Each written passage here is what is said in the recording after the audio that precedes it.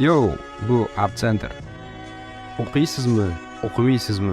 Muhimi, o'z hayotingizni o'zingiz boshqaring.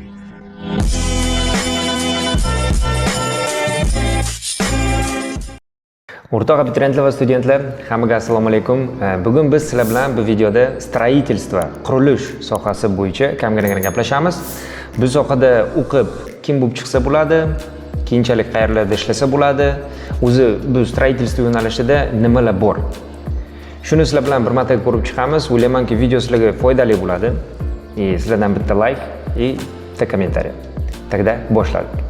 Stроительство, qurilish yo'nalishi bizda 4 ta yo'nalishga, направлениyaga bo'linadi. Birinchi направленияmiz bu bizda промышленное гражданское строительство deyiladi. Bu hammamiz bilgan qurilish.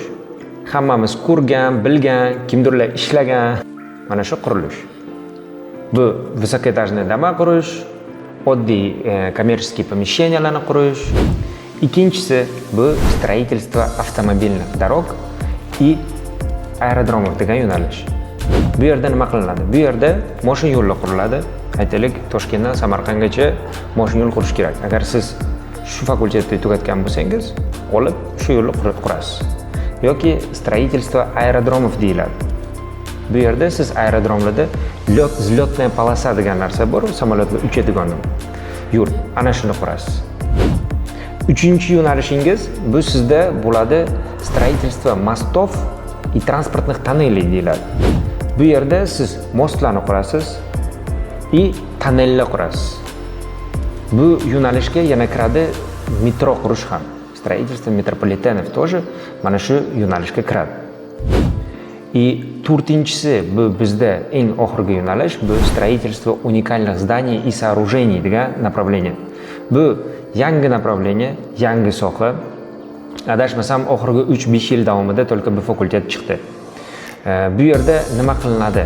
Bu yerda например, videoda mana ko'rib turibsiz, Moskva City, Toshkent City, например, katta-katta bashniyalar, Burj Khalifa mana bashniyalari. Mana shu уникальное здание qurilish sohasi.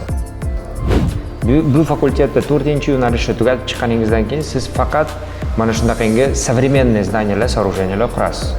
O'ylaymanki, qurilish sohasi bo'yicha kamgina bo'lsa ham tushuncha bera oldik. Shunga o'rtoq stроительlar yoki stроительство bo'yicha o'qimoqchi bo'lgan o'rtoqlar, o'qishga kirishdan oldin, yo'nalish tanlashdan oldin обязательно siz aniq tushunishingiz kerak, qaysi yo'nalishga siz topshirmoqchi, qaysi yo'nalish bo'yicha siz o'qib chiqmoqchi. Shunga qarab harakat qilishingiz kerak. Keyingi videolarimiz boshqa fakultetlar bo'yicha bo'ladi. Agar sizga qandaydir boshqa fakultet kerak bo'lsa, kommentariyada yozib qoldiring. Biz обязательно inobatga olib, shu haqida biz video chiqaramiz. Sizlar bilan keyingi videolarda ko'rishguncha like, podpiska bosishni unutmanglar.